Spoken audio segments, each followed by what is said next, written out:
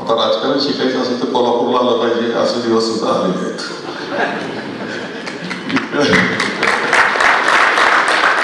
काटाकाटीचं जिंकलीचं राजकारण क्वचितच कुठं असेल ते कोल्हापूरमध्ये पाहायच मिळते.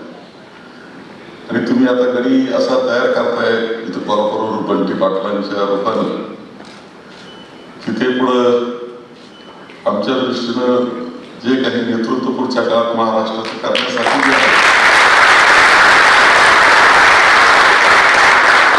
त्यामुळे आताच व्यायाम चांगला चाललाय त्यांचा.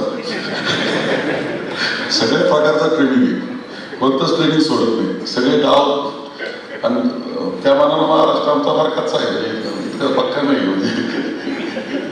त्यामुळे पुढच्या काळातला योग्य माणूस योग्य पद्धतीनं तुम्ही सगळे तयार करताय याचा आनंद आम्हाला निश्चितपणे आहे.